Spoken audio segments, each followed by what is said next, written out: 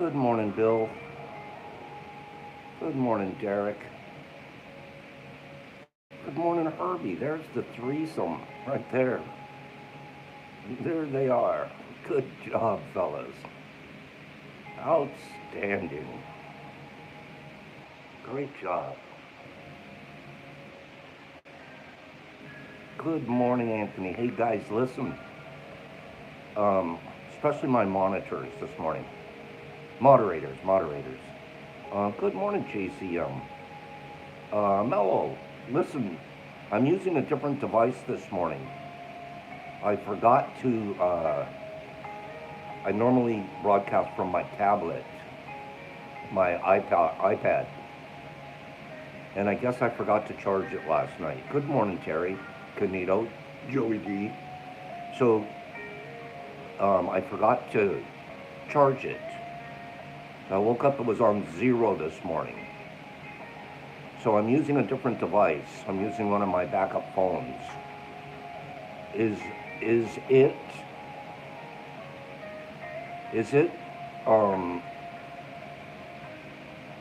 does it sound okay? Joe Dees is saying it sounds weird. Sounds a little fuzzy. Yeah? Remember, this is the one that sounds like there's an ocean or something in the background, I think. Let's see, the volume is up. Let's see.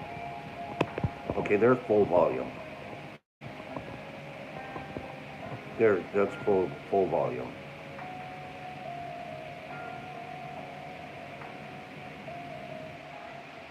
Is that,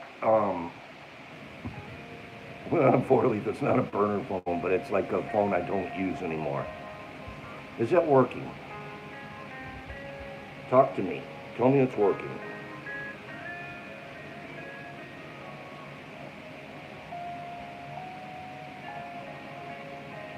Should I? Okay, listen. I do have one other phone. Give me a group decision. Should I switch to the other phone? I do have another phone.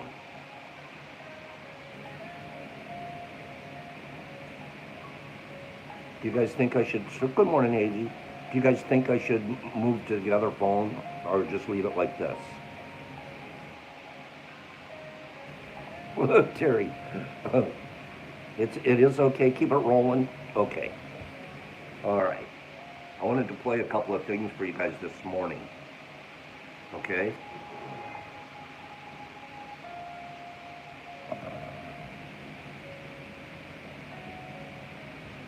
These are a few little things I found I sent to Kim because she's the physics professor around here. And I thought she would like it. Okay. Let's give it full volume. Here's something that will tickle your neurons. Sharks are older than trees. Sharks have existed before trees existed. 50 million years before trees, there were sharks. Trees appeared on the planet about 385 million years ago. You might be surprised to learn that sharks have been around for at least 450 million years. That means sharks survived not one, not two, but 5 mass extinctions, including the one that wiped out the dinosaurs. And it gets even crazier. Sharks are older than the North Star, the one sailors have followed for centuries. It wasn't even in position when sharks were already on Earth. Polaris only became our North Star about 70,000 years ago. Here's one way to scare a new scuba diver. Sharks are older even than Saturn's rings. Those icy, beautiful rings. Recent. Scientists estimate they're only about 400 million years old, maybe even less. This only shows that sharks are more than just predators. They're time travelers, living fossils, a biological design so effective it hasn't needed to change in 500 million years. Here's something that will tickle your neurons. 500 million years. Sharks have existed before Jeez. trees existed. 50 million years before trees, there were sharks. Trees appeared on the planet about 385 million years ago. You might be surprised to learn that sharks have been around for at least 450 million years. That means sharks survived not one, not two, but 5 mass extinctions, including the one that wiped out the dinosaurs. And it gets even crazier. Sharks are older than the North Star, the one sailors have followed for centuries. It wasn't even in position when sharks were already on Earth. Polaris only became our North Star about 70,000 years ago. Here's one way to scare a new scuba diver. Sharks are older even than Saturn's rings. Those icy, beautiful rings. Recent. Scientists estimate they're only about 400 million years old, maybe even less. This only shows that sharks are more than just predators. They're time travelers, living fossils, a biological design so effective it hasn't needed to change in 500 million years. Here's something that Excuse me. Sharks are older than trees. Sharks have existed.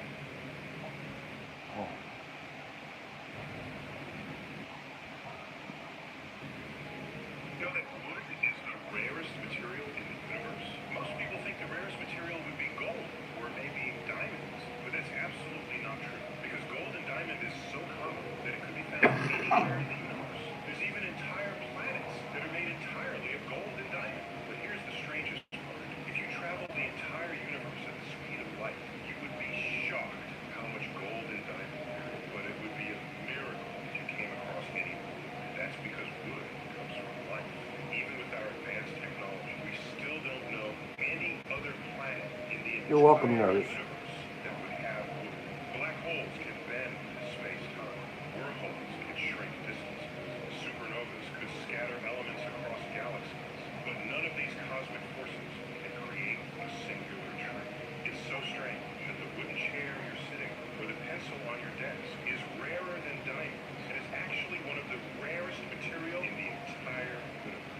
You know that wood is the rarest Crazy. material in the universe? Most people I'd like one of those diamond planets, please. diamonds. Let me get one of those diamond planets. What do you guys think? Rarest commodity in the world is wood. Huh. Give me a gold planet, maybe. Give me a gold planet. A couple more. This is Science Morning. I'm just blown away by nature, you guys. Blown away. Most people think Earth is calm. It isn't. Right now, the planet is spinning at 1,670 kilometers per hour at the equator. At the same time, it's orbiting the Sun at 107,000 kilometers per hour. And the Sun is dragging Earth through the Milky Way at 790,000 kilometers per hour.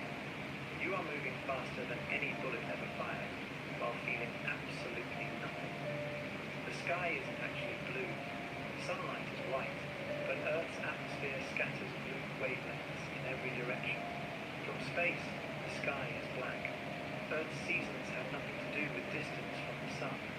They exist because Earth is tilted 23.5 degrees. Tilt toward the Sun, it's summer. Tilt away, winter begins. Here's a quiet geometric coincidence. Earth sits about 108 sun diameters away from the Sun, and about 110 diameters away from the Moon. That's why they appear almost the same size in the sky, and why eclipses are even possible. Earth's core is as hot as the surface of the Sun, over 5,000 degrees Celsius, yet we live on a crust thin and brittle skin.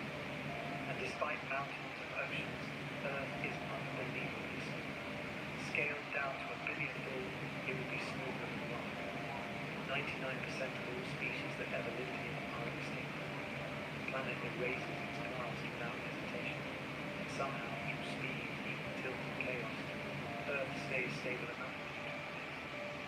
Most people think Earth Running that one again. It isn't. Right now, the planet is spinning at 1,670 Mind-boggling. at the equator. At the same time, it's orbiting the Sun at 107,000 kilometers per hour. And the Sun is dragging Earth through the Milky Way at 790,000 kilometers per hour. You are moving faster than any bullet ever fired, while feeling absolutely nothing. The sky isn't actually blue. Sunlight is white, but Earth's atmosphere scatters blue wavelengths in every direction. From space, the sky is black. Earth's seasons have nothing to do with distance from the Sun. They exist because Earth is tilted 23.5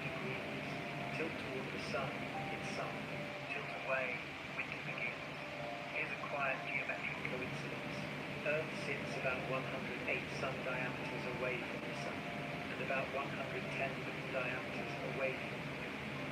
That's why they appear almost the same size in the sky, and why eclipses are even possible. Earth's core is as hot as the surface of Right, the sun, Hades? over 5,000 degrees Celsius, yet we live on a crust thinner than apple skin. And despite mountains and oceans, Earth is unbelievably small. Scaled down to a billion more, it would be smaller than one. 99% of all species that ever lived here are extinct. The planet erases its past without hesitation, and somehow through speed, heat, tilt, and chaos, Earth stays stable enough. Most people think Earth is calm. That's pretty cool, Paige. You saw him live? That's pretty cool. One more. Give me 5 people that like what we've been doing so far. You like these little clips? Say, Pops, play one more. Pops, give us one more clipperoo.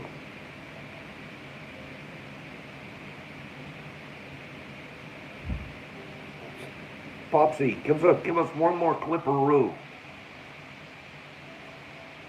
Follow our minds again, Poppy.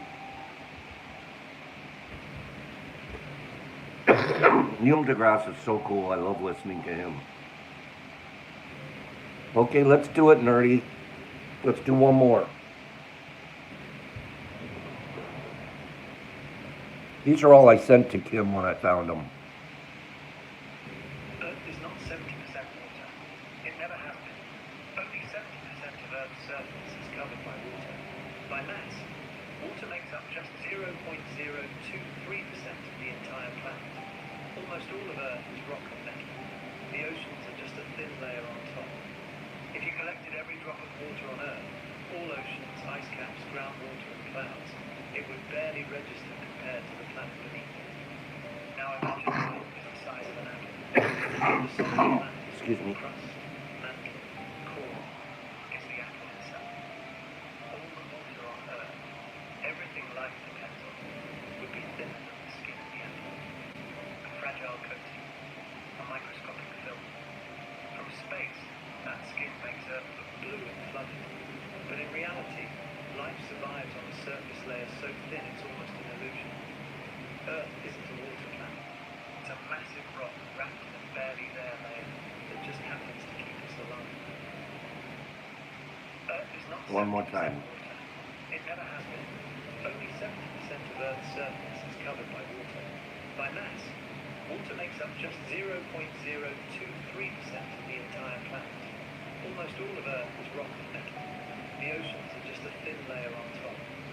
If you collected every drop of water on Earth, all oceans, ice caps, groundwater and clouds, it would barely register compared to the planet beneath it. Now imagine Earth is the size of an apple. The solid planet, crust, mantle, core, is the apple itself. All the water on Earth, everything life depends on, would be thinner than the skin of the apple. A fragile coating, a microscopic film. From space, that skin makes Earth look blue and flooded. But in reality, life survives on a surface layer so thin it's almost an illusion. Earth isn't a water planet. It's a massive rock wrapped in a barely there layer that just happens to keep us alive. Earth is not 70% water. It never has been. Only 70%.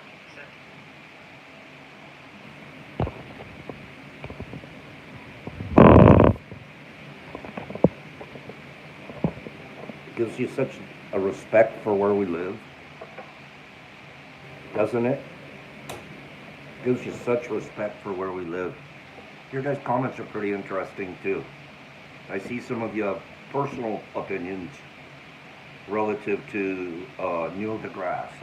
Okay. You have a right to those, unquestionably. Paige, I like what you said. I like listening to him. Best comment so far this morning. Cleanie. Cleanie's happy he lives on a planet that grows weed. That's all he needs. Pick a planet that grows weed, put Cleanie there, and Cleanie will be happy. Okay? That's funny. Okay, that is funny. I don't care what you say. So, I'm sorry about the quality of the video this morning. I'm using a different device. I'm using a different device. And I don't know if you guys noticed, but we're using different music this morning. Slightly different music. Because that's a different device too. The device I'm using now to broadcast from is usually my music background device. Okay? So, take my apology. I had forgotten to charge my iPad last night. First, I don't. It was plugged in, but it just wasn't charging. And then I jiggled the thing this morning, and all of a sudden it starts charging. But it was on. It's a sweater. I try not to run my heater here as much, just to keep my utilities down. The utility bill over at the grow house is killing me. Oh my God. Because I'm always running, I gotta keep the place 74 degrees and it's freezing. And the house is leaky. The grow house, it's leaky. Not well insulated with old windows. So the heater, it takes the heater almost has to stay on pretty much close to 24/7 just to keep my temperatures modulated correctly. So I'm making up for it by freezing at my house. I put a sweater on Roth, and then I have one too. Walk around my house freezing so the mushrooms can grow for all of us. Those sacrifices we make. Craziness.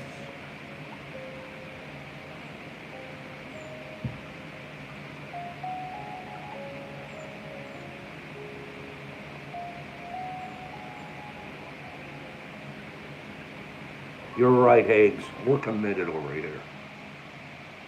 Exploring the effects of microdosing on health behavior change. The objective. Oh, hot chocolate sounds so good right now. Oh my goodness. Joe, Jesus Christ, here every 3 months over $1,000. Wow. Wow, wow, wow. Terry, I haven't sweated since August. I haven't sweated since August. It's been a cold, fast winter. It came on fast. Middle of October, we already had our first snow. And it's been cold ever since. And I really have to work hard at keeping, because over at the grow house, it's on an automated system, so I don't have to be there all the time, or my assistant. And this winter has been the hardest to keep the house regulated. Basically, at the house, it's a 2-bedroom house. The whole basement is set up for the tubs to be growing in. One of the rooms upstairs is the lab where we do our inoculating and working with the agar plates and the flow. The whole setup's in one room. And then another room is the drying room. The other room has the dehydrators in it and some racks and set up for drying. So don't have anything going on in the living room. If you walked in and just opened the door to the place and you looked at the living room, you wouldn't know that there was anything going on in the house. So the living room is like my camouflage. Living room and into the kitchen. But if you get as far as going down the hall and get into either of the rooms, you know what's going on. And then, guess what? Go downstairs. That's where the magic is growing. While microdosing psychedelics is increasingly popular for enhancing I have not freeze dried in a long time, nurse. I haven't been doing the freeze dry. Freeze dry is beautiful, but the people that I provide to, or you guys, or whoever, nobody's ever said, they're so much better. I know they are. I know I'm capturing more of the psilocybin and less is getting dehydrated and evaporated as the fruit dries. Um, so your freeze-dried shrooms are definitely a little more potent, but I don't get that feedback that much. It's like people are happy to just take the regular dehydrated. And consider this, it takes just an average fruit, might take about 12 hours to dehydrate, crispy, cracker crisp. To freeze dry is about 40 hours. It's about 40 hours. So when you compare, it's like 3 to 4 times as long to freeze dry and get completely freeze dried. And so it makes sense to do a batch here or there, but at like a commercial level, or the group that I'm providing for in Canada, they like the dehydrated. They take it straight up like that. No, the freeze dry takes a much, much, much, much longer, nerdy. How long can freeze dry be stored? Hold on 1 second. I'll show you.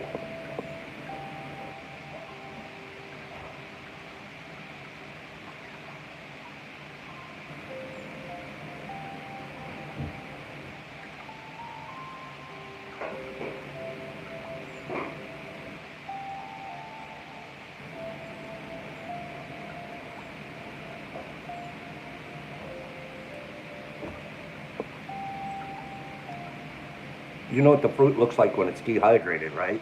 It's all shrivelly.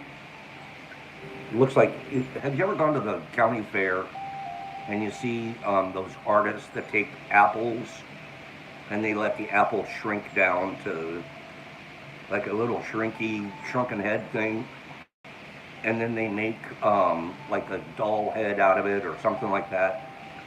Has anybody ever seen those? Like the shrunken apple head stuff? Or am I a little crazy right now? I always think of those. Give me feedback. Has anybody ever seen one of those apple heads? Shrunken head apple women. Yes, Herbie, you know what I'm talking about. Well, that's about what a shroom looks like, right?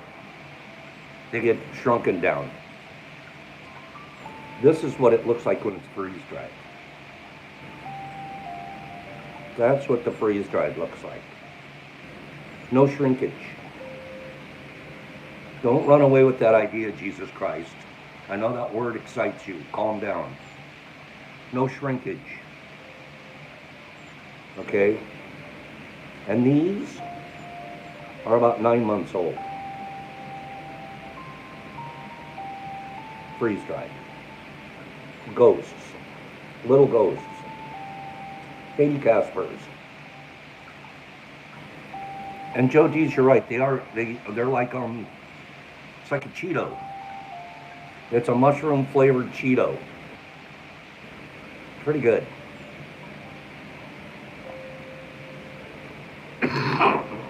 Freeze dried and no shrinkage. Hey, should I give an eighth of these away to somebody today? Now that you guys are bugging me? You're not bugging me, I'm teasing.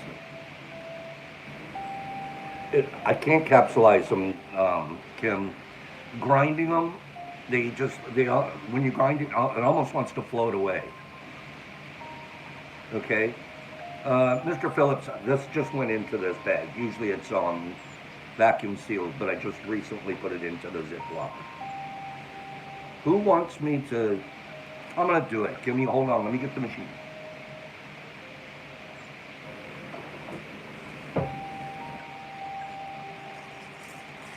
Okay. I'm going to send somebody an eighth of freeze-dried ghosts. Okay?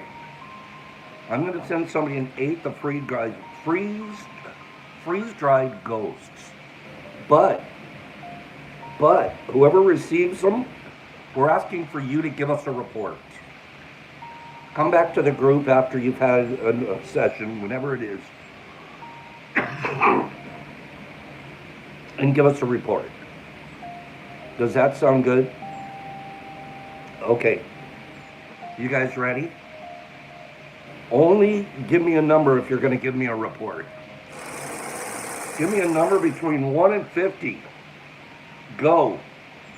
The first person to get the number that's in this chute, the first person that gets the number that's in this chute, I'll send an eighth of freeze-dried ghosty McCloskeys to. Okay? And it's got to be the number on my screen. I'm still looking. This device is faster with the comments than my other device. Your comments are flying by. I'm still looking for a number, the number that's in the chute of the machine. Okay? Sending Jesus to the reflection pool. He should just stay there. All right? I'm still looking. For the right number.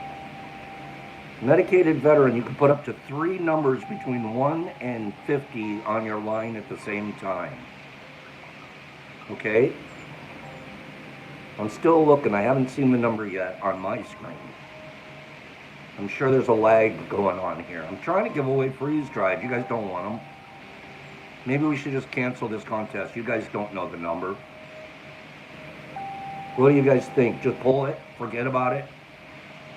Never mind, Mike Barabal just won. Mikey, 19. Mike Barabal. Barebel. Sometimes in my head I call him Mike Barebel. But Mike Barabal just won. Congratulations, Mikey. I need you to send me your address and we'll send this out to you.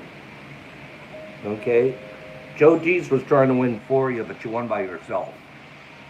Congratulations. We're going to send Mike Barebel Barabal. We're going to send it to him. Okay? Mikey, send me your number. So that's what you get for asking about freeze-dried. Who brought those up? Microdosing psychedelics is increasingly popular. Yeah, it's hard to turn these into capsules. I've tried. You grind them up, and it's very, very difficult because it's such a light powder. So it's not like a dehydrated mushroom when it's ground. Let me just read this. Its effects on health behavior, microdosing's effect on health behavior remains poorly understood. This study investigated the self-reported health-related behavior changes and underlying psychological mechanisms associated with psychedelic microdosing in a naturalistic setting. A retrospective mixed method survey. What does that mean? A retrospective, it means after you've dosed, you give a response to the survey. Okay? This was a mixed method survey that was conducted with 365 participants who had experience with psychedelic microdosing. Participants completed quantitative and qualitative item assessing changes in health behaviors and psychological mechanisms. Qualitative responses were analyzed thematically, and logistic regressions explored associations between behavioral change and individual contextual predictors. The results. Microdosing, this is a really neat article. Microdosing was associated with positive changes across several health behaviors, most commonly in sleep, contemplative practices, physical activity, and work-life balance. Intention, listen to this. We've been hitting on this point a lot lately. This isn't just you're going to go tripping. This is you're intending. Before you even dose, you have an intention. Before I take my microdose, I already have an intention that I'm going to be a little more creative. I already have an intention that I'm going to be a little bit more in contact with nature. I already have an intention that my creativity is going to be boosting. I already know that. I know that before I microdose. I intend that for the process. Maybe it's a placebo effect, maybe it isn't. I don't know and I don't care. I just know it works. That when I intend, but I've also been in situations where I wasn't looking for any of those things. I was just looking for a giggle. You guys know what I'm talking about. You know exactly what I mean. Sometimes you just want to giggle. You know what? There's really nothing wrong with wanting to giggle. So what's your intention? And we generally get what we intend. Microdosing, here we go.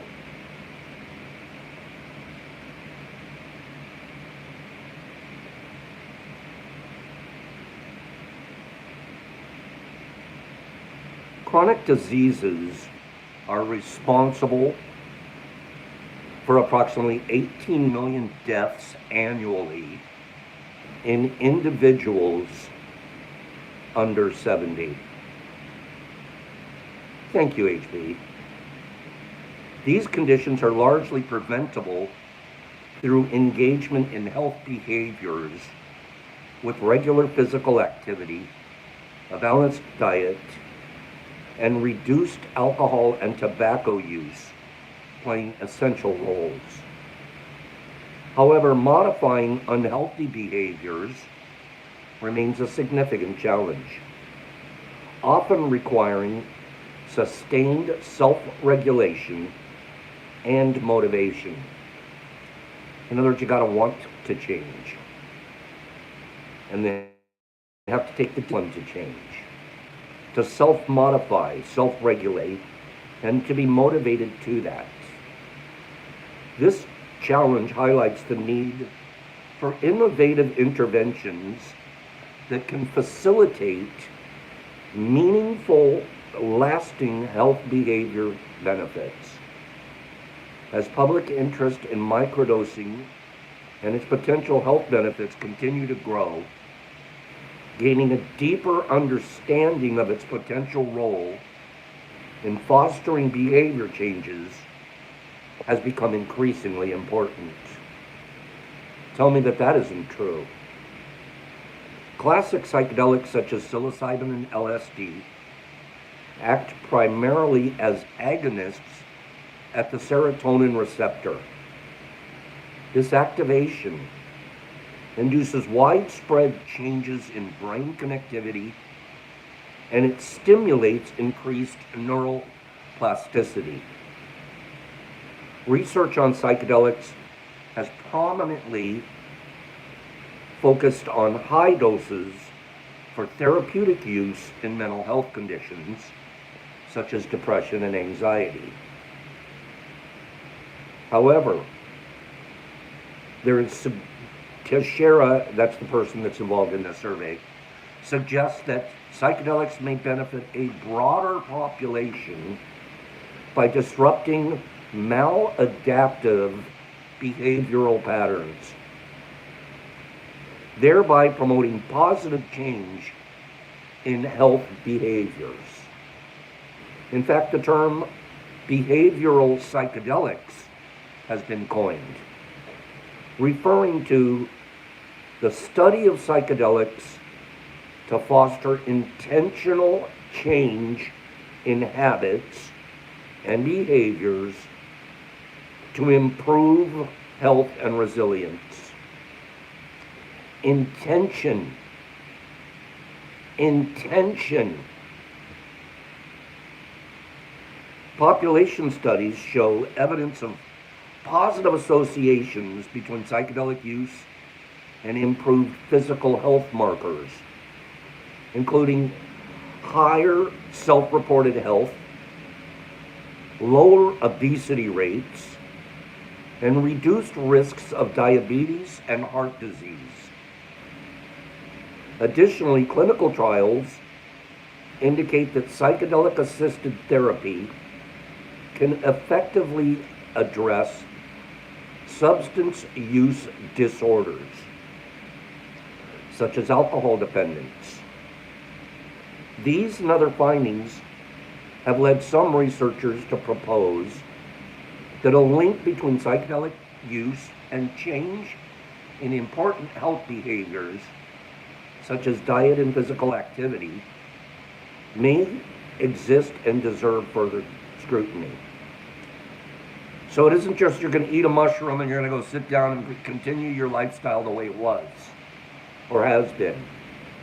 You're going to start eating better. You're going to want to start eating better. You're going to want to start taking a walk. Jogging, they find, it's not so good for our bones and our joints, especially the elderly. A good brisk walk. That's what our body requires. That's go back in time, go back in looking at even like the indigenous Americans, unfortunately called Indians, but they aren't. They walked a lot, didn't they? They didn't have to do a lot of running. They walked a lot. And their health was really high up there. Microdosing is the practice of consuming small, subperceptual doses of psychedelics for prolonged periods. It's presenting a promising and accessible approach to addressing some of these health challenges. Unlike larger doses, which can be intense and require sometimes significant supervision, microdose integrates seamlessly into daily routines, offering a more affordable and practical alternative for many individuals. Microdoses are typically sub-threshold, 1/10 to 1/20th of a typical clinical dose, meaning they are too small to cause overt psychedelic effects. Its mild effects allow for frequent use, which may support sustained improvements and reduce the health challenges and other things that are associated with large doses. Quick segue. Last week, or a couple of months ago, it was around Thanksgiving, I had the opportunity to go to AA meetings. I hadn't been to an AA meeting in a really long time.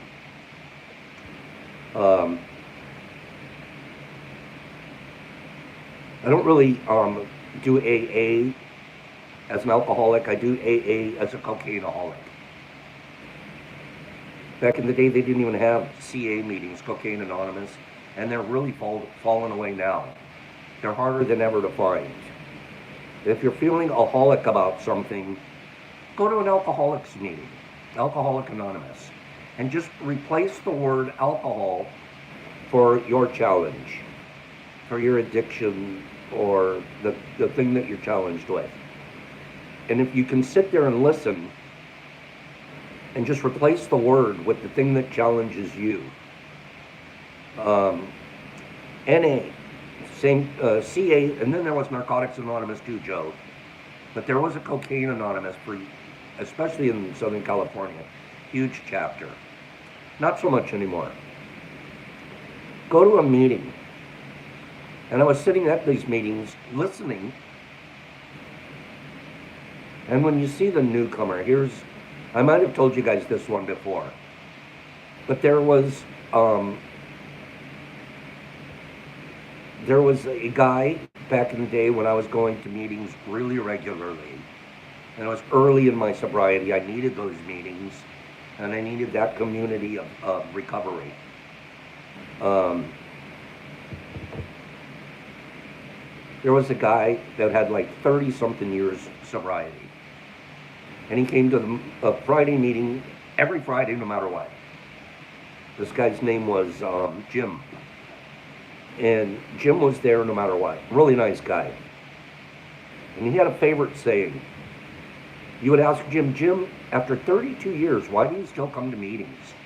Aren't you cured? And he goes, I don't have a desire to drink anymore.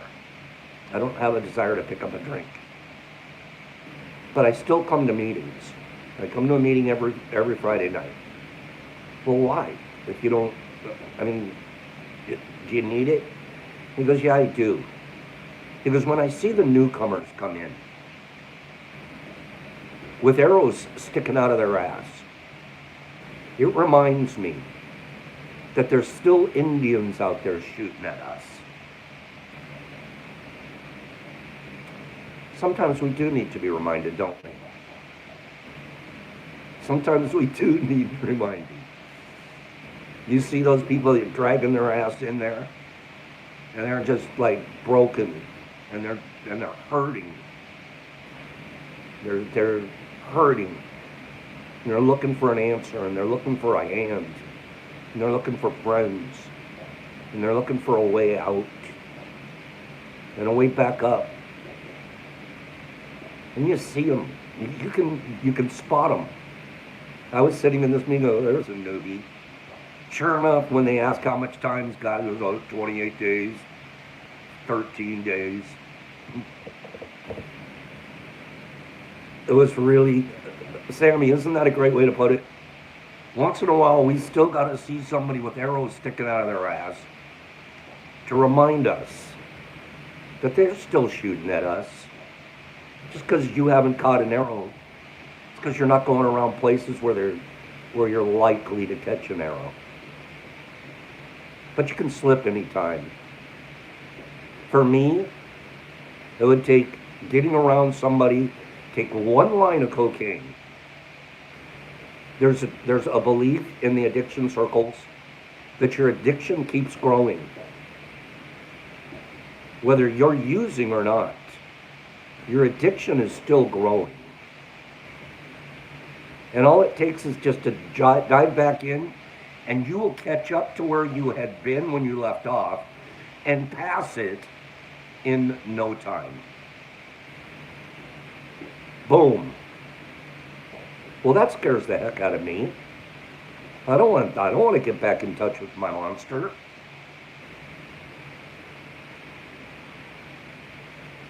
"37 years. So I was sitting in this AA meeting, same meeting I was going to every night for like 6 or 7 nights in a row. It was beautiful to just see people that were really working a program and then see the arrows, the people with arrows. And I got to thinking while I was sitting in there, you know, these people could use mushrooms. They could use microdosing. I would love to have been able to bring a big package of microdose and spend a little bit of time doing what I do with you guys and explaining to these hardcore recovering alcoholics how microdosing could help them. As the new people, with intention, if you microdose, your recovery can be a little bit calmer, it can be a little bit smoother. But I almost felt like I can't bring my gospel to this situation. So I kept my mouth quiet. But I look back at that and I almost feel like I can't talk about it in the meeting, but what if I just stand outside the door and telling the people when they come out, "Psst, come here. See these pills right here?" So it's hard. And some alcoholics, and you guys know some of those hardcore, crusty old ones, they don't want to hear it. They don't want to hear it. Okay? Some of them don't like it if you even mix addiction in with their alcoholism. We're here to talk about alcohol, not cocaine. Uh-huh. But you talk about a groups that could use the information and the medicine. Get yourself around some AA, and you'll look around and go, man, I wish. Okay? I like what Marky Z said. I go to AA meetings to help others besides myself. Well, that's why I was there, to help others, but I sure got helped too. Okay? Good stuff. There's a little bit more about microdosing we'll cover tomorrow. Same survey. I have more information on that. But gosh darn, time is flying by here this morning. Time is flying. I don't know if any of you guys had a chance last night to check out Mystic Journeys Church. Mystic Journeys Church, which is Nerdy and Derek, and HB Headbuster here. I don't know if you guys got a chance. Check out their show, their program on YouTube, 9 p.m. Those boys are doing it. I say boys, but I should say men. Those men are doing it. It's a very, very entertaining show. And what I found out yesterday is how much Nerdy knows about Spider-Man. How much Nerdy knows. Nerdy is a Spider-Man-aholic. Okay? Dude knows Spider-Man. It was interesting. How come I don't eat candy on my program? Right? HB's like, yeah, Pops, he is a nerd.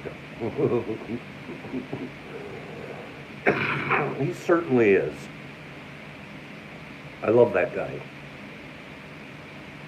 You guys look healthy on the show. You guys look really good. You guys look great. Everybody's starting to look more and more fit and more handsome. More fit and more handsome. It's a good thing. Mark Z, don't just consider it, do it. Pops is in the middle of 3 different courses for facilitation. Yeah. 3 different programs I'm involved in. Self-paced online stuff. I'm not too far away from getting 1 certificate. And when I do, there's a national directory. It's being run out of a group in Oregon where you put your bio in. It's basically a little blurb about you, your experience, and your, it's almost like a resume. And you become one of their facilitators, and people that are needing know that they're interested in having a facilitation previous to starting a trip, and during if necessary, and then post as we work on integration. They get to pick their facilitator. You go through the directory and you go, oh, this guy sounds interesting. And then they reach out to the person and you can facilitate from home. We could be working with people around the world from their own home, either via phone calls or Zoom. I recommend that some of you look into that, especially if you're housebound, or some of us stay home and take care of single elderly parents, stuff like that. Look into getting yourself involved in something like that, because it's a very, very, what's the right word for it? It's a great extra income. And not only is it you're doing it for the income, you're doing it to help people, but you can earn money at home. The 23rd verse of the Tao. To talk little is natural. Fierce winds do not blow all morning. A downpour of rain does not last the day. Who does this? Heaven and earth. But these are exaggerated, forced effects, and that is why they cannot be sustained. If heaven and earth cannot sustain a forced action, how much less is a man able to? Those who follow the way become the way. Those who follow goodness become one with goodness. Those who stray from the way and goodness become one with failure. If you conform to the way, its power flows through you. Your actions become those of nature. Your ways become those of heaven. Open yourself to the Tao and trust your natural responses. Then everything will fall into place. Living naturally. Everything that composes ultimately decomposes. Page it is, it's very much like that. Notice that I put emphasis on the word thing. That's because all things on earth are temporary and in constant state of change. Since you're on this planet, you too are a part of this, always changing, always decomposing principle. In the 23rd verse of the Tao Te Ching, you're asked to observe the ways of nature and then make the choice to live harmoniously with those ways. Nature doesn't have to insist, push, or force anything. After all, storms don't last forever. Winds blow hard, but then they subside.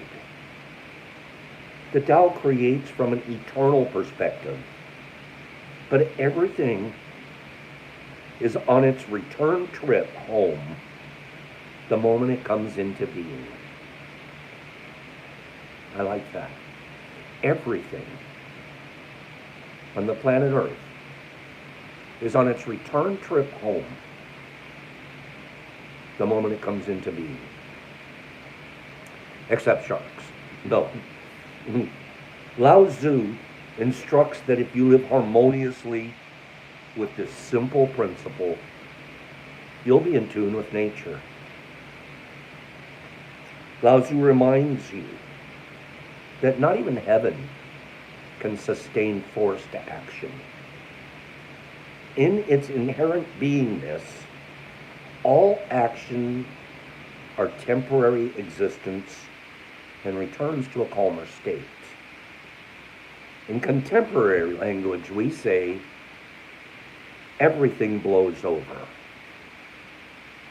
The teaching of this passage invites you to pause. Pause.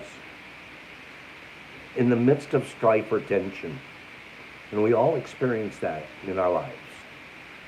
Strife, tension, it's part of the earth, part of what happens. It's part of human existence. Pain, we all have it. But this passage invites us to pause in the midst of it and remember that serenity and peace are on its way. Serenity and peace are waiting for you. You'll never experience them until you pause. The verse emphatically points out that you always have a choice. In every single situation, you can choose to observe exaggerated and forced energy. It might be verbally attempting to control a situation, or cursing how life's events are unfolding for you. Regardless, these moments are actually your open invitation to start living naturally. This is how to follow the way.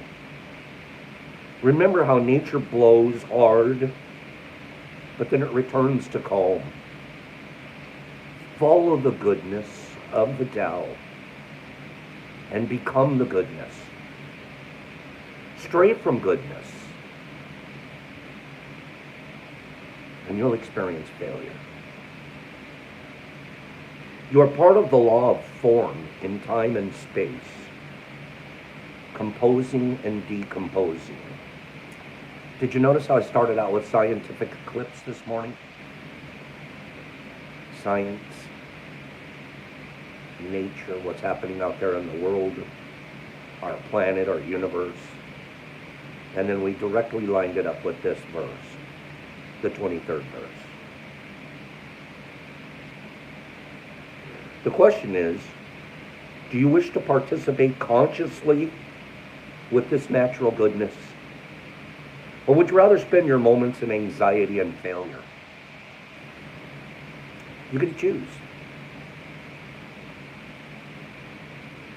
The Tao's response to this crucial question isn't within your ego.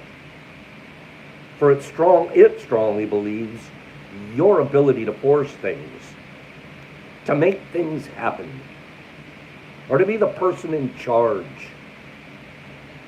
The Tao points out that the way is responsible for everything, with a naturalness about it that is not forced.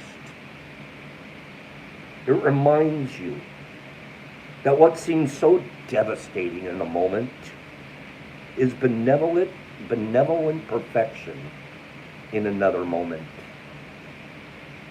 When you conform to the naturalness of the universe, you cooperate with the all-creating power that flows through you.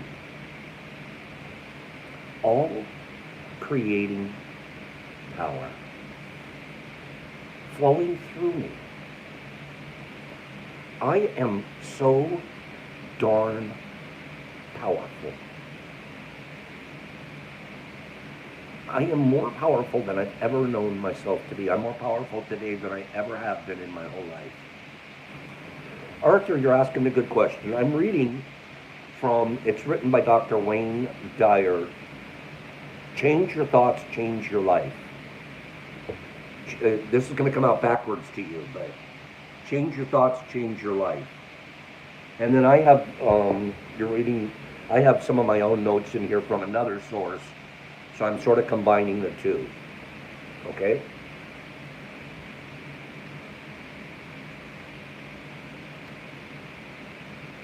All creating power that flows through you.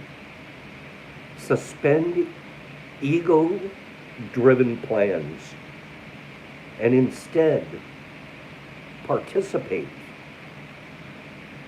in the power that created you. Allow it to be the guiding force in your life. Let's, Colonel, be lucky, Pops. Don't let the tech get its claws in you, please. Okay, thank you. Thank you. Here's what Lao Tzu says to you from more than 2,500 years ago. Change your life by actively observing nature's way. See how thunderstorms or fierce winds are temporary conditions that pass. Instead of thinking of them as destructive or inconvenient events. And this isn't just storms in nature. These are storms in your life. These are the hurdles that you have come to. They too will pass. Go through them naturally with goodness. If you're keeping goodness as your center, and the all-powerful, all-flowing power that you have within you, you create more goodness.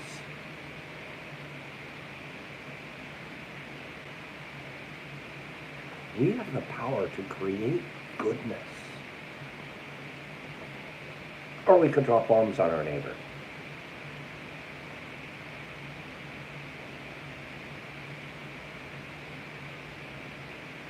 When what seems like a forceful, uncomfortable situation arises, go back and look at the natural cycle. Understand that it's a temporary setback. I'm going to release myself from having to be the person in control. I'm not in control.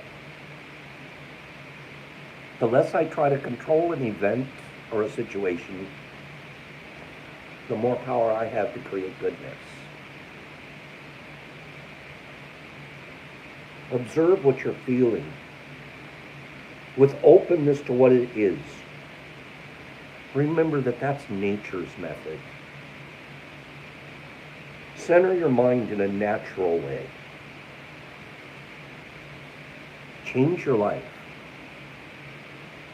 Change your life by trusting your ability to respond naturally to the circumstances of your life.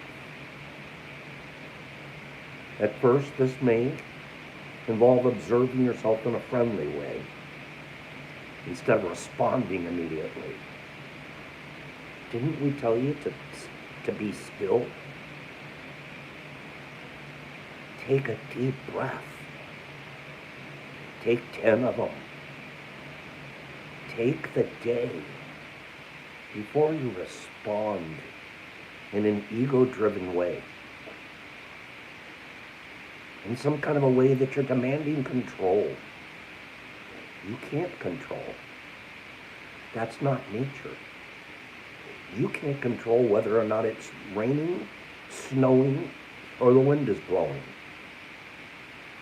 You cannot control some of the things that are going to happen to you in this life. You cannot.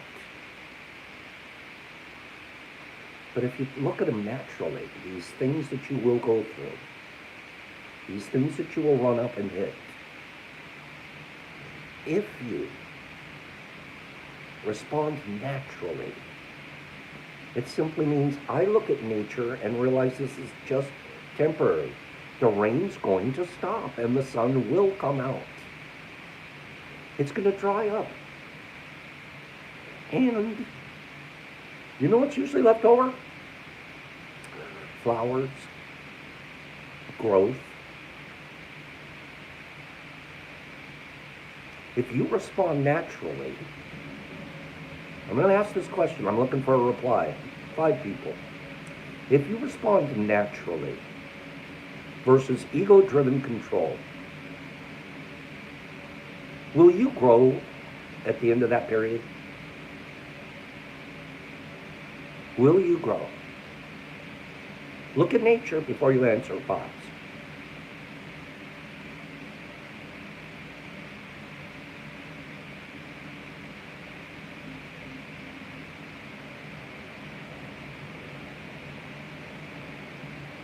Jonathan Taylor says, even your outcome is usually far better. Of course it is.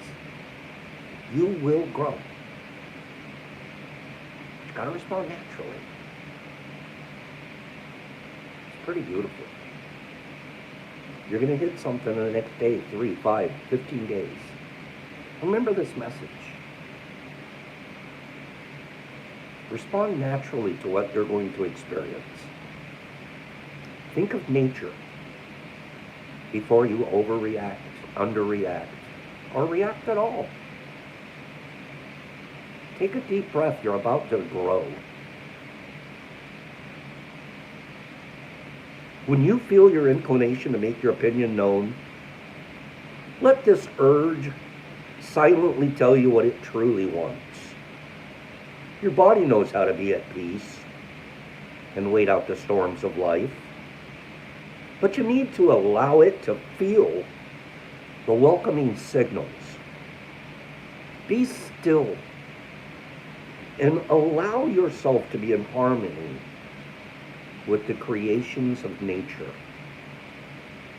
opening yourself to its power. T.S. Eliot evokes this natural cycle in his poem, Ash Wednesday. Because I know that time is always time, and place is always and only place.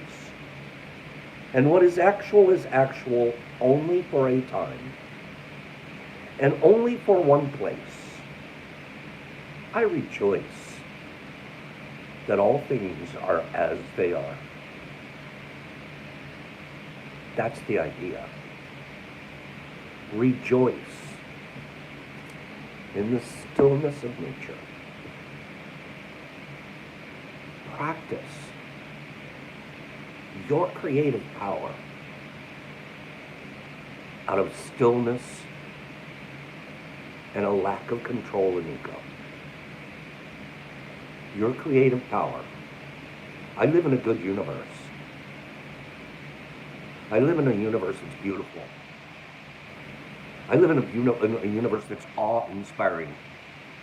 I showed you the clips before we started this morning. When we started. What an amazing, awe-inspiring universe I live in. You do too. I want to be like that. Give me 5 people that want to be more like nature. Want to be more like our universe. And they want to be able to respond with their creative power and create goodness for this planet, for your life, for your family, for your friends, for your coworkers, for your colleagues, for your community. I want to be more like that. I'm going to observe more. I'm going to pay more attention. I'm going to slow down some more. And I'm going to respond like nature does. I'm going to practice that. Good stuff. I love you guys. Thank you for being here today. Really good stuff. I just love it. Life is so beautiful. So are my pals here. You guys are great people. You guys are really here for a reason. You guys are here for a really wonderful reason. You're here to grow. This is our place every morning. We get together, we hang out, we virtually hug, and we make our comments, and we treat each other with goodness and respect. There are few oases like this available on our planet. Let's keep ours unpolluted. Huh? We'll keep ours unpolluted. It's a beautiful gym. I look forward to it.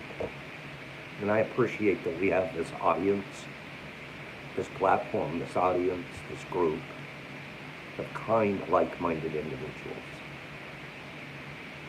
So, let me give you 4 things. These are the agreements that I practice. Number 1, be impeccable with your word. Your word creates.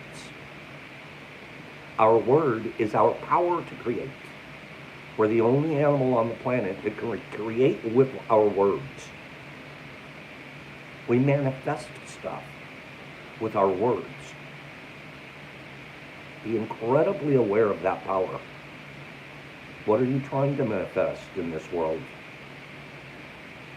Evil, hatred, division, meanness, murder, corruption? Or do you want to manifest goodness and guidance, and kindness and service? The choice is so easy for me.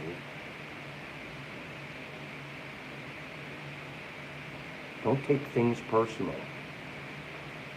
It's never about you. I don't take the rain personal. I don't take the snow personal. I don't even take the flowers that bloom afterwards personal. I just enjoy them. They're mine to enjoy, not to take personal. I don't take personal the positive or the negative.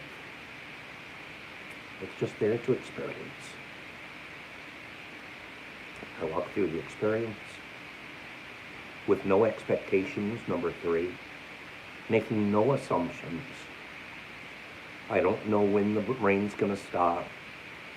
I don't know when the snow will come again. I don't make assumptions about those things. And then finally, do your best. Always, always, always, always ask yourself, is this my best?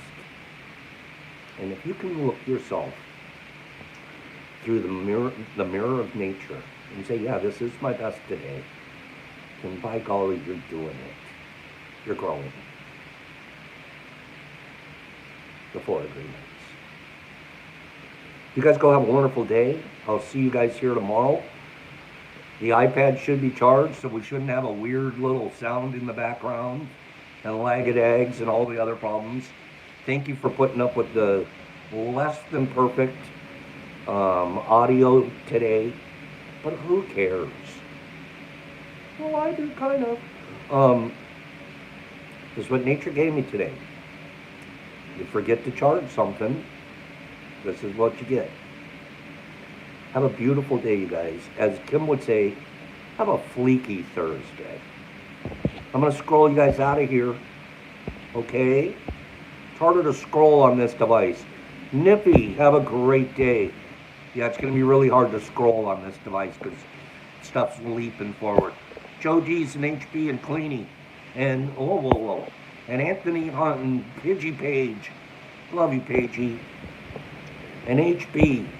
And Derek Anderson. And Joey D's. And Cleany. And HB. Jesus Christ in Australia. Herbie. There's my guy. Nippy. And Billy D. Mike Baraball. Potara. It's your birthday? Happy birthday to Potara 105. Happy birthday. I'm glad you're alive, Potara 105. Happy birthday, Clean Grow. Potara, Jesus Christ, Billy D. Kim's being fleeky, Jimmy Max. Jesus Christ and Ray Cook. Nippy. It's peaceful. Sarah Bear, big hug. Herbie. And then there's Anthony Hunt and Mike and Jesse Girl, good morning. And Higgs, snapping on pops. Joey T's, Trenty the Trenty Trenterson. Mr. Phillips, Sammy P. Jonathan Taylor. Anthony Hunt, Nippy. Mike, Cyber Jolie, good morning, doll. Mello, loving my Mello down in Jamaica, man. Arthur, thanks for being here this morning, Arthur. Zozo and Canito, and Joey and Jesse, and Nippy, and Hurry Von Werby, Broken Furby, Bop, Sue Little, Wazio. You'll find him on the cover of many romance novels. Wazio, Potara, glad you were here. Happy birthday. Jesse and Derek and Nippy and Pidgey Page. Jesus Christ. And Mike and Kim. And Aaron. And Sue and Paige and Joe and Kim. And I'm done, King Metro. I reached the end. Pops, peace, create, kindness, live naturally. Pops out.